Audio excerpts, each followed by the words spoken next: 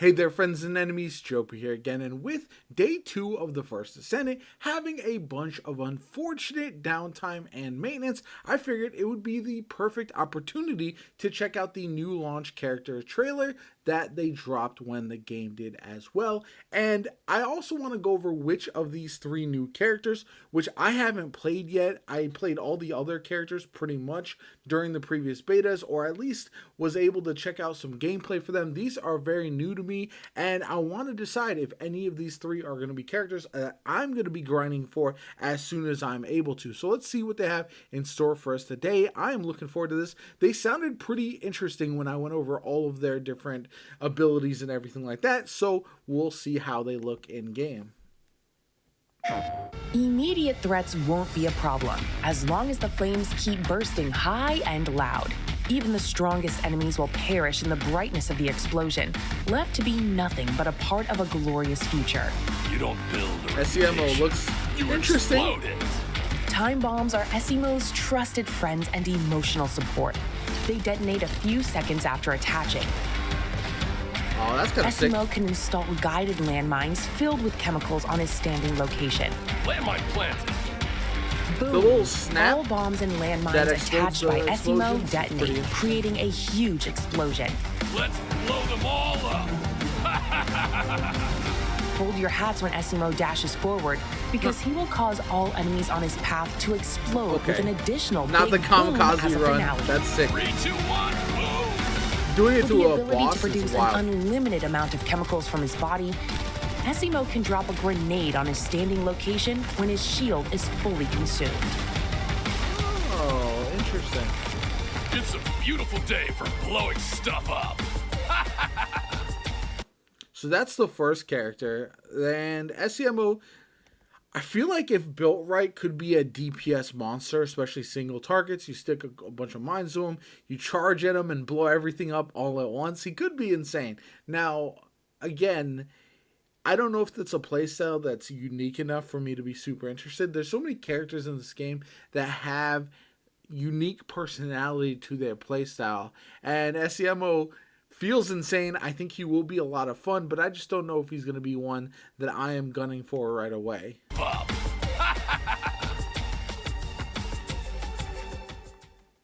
Enzo acts as a commander in battle, supplying allies with ammo and firing ranged attacks using drones. Ultimate The most support. important things on the battlefield: supplies and support, naturally.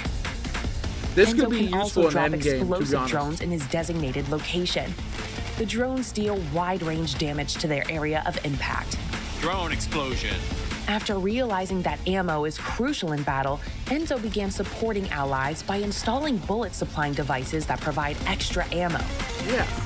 I think this is interesting, and I think it'll be It is very only useful. a matter of time until Enzo becomes I the don't know how main much fun target it'll for be. his enemies, given his occupation as quartermaster.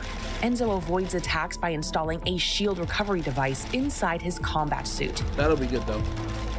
Of course, not all battles can be won with only ammo supplies. Enzo crafts his supporting abilities to perfection by attaching small supply ships. This'll change the game. Noticing his teammates complaining about the small capacity of bullet magazines, Enzo used his ability to increase magazine capacity in ally firearms, yeah, that's very becoming a useful. huge help in battle. Best drone in Albion for you. I don't like his design. Okay, so he's a character who I think, like SEMO, the design isn't for me as much. I don't think there's enough flair there. We'll have to see with some of the other skins that we could potentially get. And the gameplay looks like he's going to be fantastic support. If you're a player that wants to jump into that kind of playstyle, I think he's going to be awesome. And it really feels like he is going to be an end game type of unit. He's going to be fantastic for resupplying your teammates.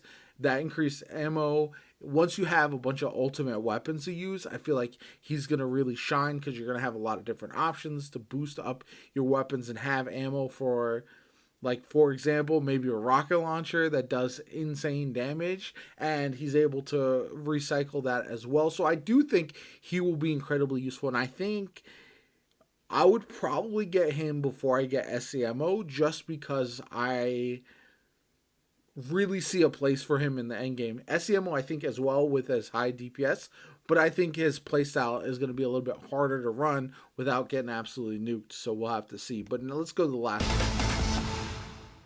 Life has never been fair to Eugene, but he decided to let go of that unfortunate fact. Instead, he is now determined to try his best with what lies in front of him. This mindset became his ultimate goal in life. A dream is for you. Yeah, I like Eugene's aesthetic better. Get to me. Eugene can throw serum bottles that inflict allergies to enemies and HP recovery to nearby descendants. Because healing teammates can get quite hectic in battle, Eugene made recovery drones to follow allies around. Let the That's healing huge. begin. As He's a gonna doctor be super and medic, useful. Eugene can create healing grounds which not only recover ally HP, but provide shields as well. Activate he's gonna be healing zone. insane. In order to heal as many allies as possible, Eugene can trigger stimulation to nearby allies that decreases incoming DMG. Allies in Yeah, stimulation he's gonna be also recover fantastic. HP, proportional to the number of attacks received. Treating wounds. You'd almost rather First have aid him than administered. one of the tank characters, Eugene to be takes honest. less time rescuing allies. Additionally, allies Also, rescued by Eugene receive an extra HP effect for a certain period of time. That's wild. Nobody's gonna die. Not on my watch. Okay, so Eugene is probably the character that I think will be incredibly useful in the end game. Having a healer like that is going to be very valuable. And all these characters I think are strong. I just don't know if they have enough. There's not enough excitement there. What I mean by that is I wish they did something on top of their main kit, because for example, a healer character, it feels bad sometimes when you're playing the healer and you don't have your own option for damage. Like, you can take on a mission and it'll just take you significantly longer than a DPS character. Yes, they're going to be very, very useful in the end game, but I just feel like you want a chance to shine as well. It's a thankless job essentially, and everyone knows that healers are useful. It reminds me of Destiny 2 and the Warlocks when they run well, and it's almost begrudging, but otherwise, if you don't have a healer, it feels bad. So I do think you look at Ajax with his shields, and he still has that ground and pound as well, whereas the support character, whereas Eugene, they just don't have anything offensively to get me excited or anything that really stands out with their kit. And so my overall verdict of these three new characters, I think all of them will be useful. I think all of them have a place, especially once we get towards endgame and the meta starts shaking out, where we need more ammo, more healing, more defensive posture. I think Eugene is probably the most likely to be used, whereas I don't know. I just feel like SEMO will be okay. He could do insane damage, but I think other DPS characters are more likely to be preferred in that case rather than him. Enzo, again, if you like that playstyle, if you're a fan, then that's fine. If I were ranking them though, I would say Eugen, Enzo, SEMO for overall usefulness.